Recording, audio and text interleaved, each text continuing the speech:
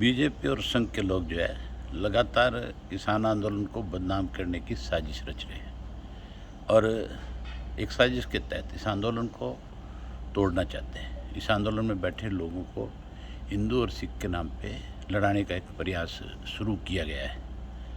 लगातार इन्होंने आपस में पहले हिंदू और मुसलमान को लड़ा करके इस देश के अंदर कहीं आपसी भाईचारे को ख़राब किया था। अब फिर भाईचारा ख़राब करने के इस किस्म के प्रयास इनके शुरू हैं। दीप सिद्धू नाम का एक व्यक्ति जिसने 26 जनवरी को लाल किले के ऊपर जा कर के जहाँ इस आंदोलन को बदनाम करने की बीजेपी के हाथों में खेल करके एक साजिश रची। आपको याद होगा इसी दीप सिद्धू की फ़ोटो जो है देश के गृह मंत्री अमित शाह जी के साथ दिखाई दी थी, देश के प्रधानमंत्री नरेंद्र मोदी जी के साथ भी दिखाई दी थी। ये वो व्यक्ति है जो संघ के इशारे पे काम करता है, जो आरएसएस का आदमी है, जो लोकसभा के चुनाव में सन्नी देओल का इलेक्शन एजेंट भी था, उसका प्रभारी भी था।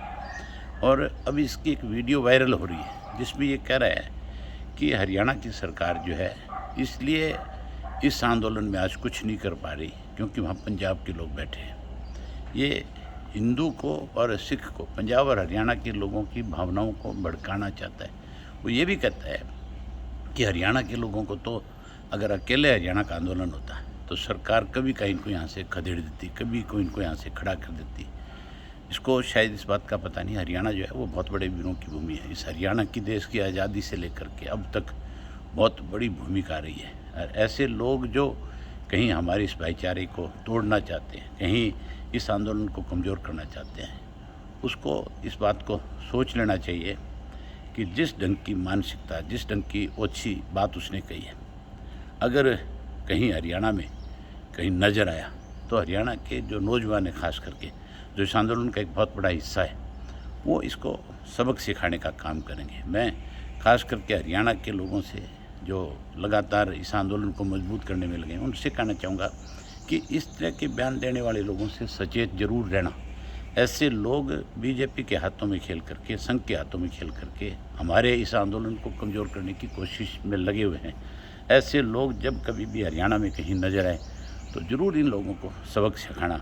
हरियाणा का किसान पहले कभी किसी को छेड़ता नहीं है, और अगर उस किसान को कोई छेड़ता है, उकसाता है, तो फिर वो उसको छोड़ता भी नहीं।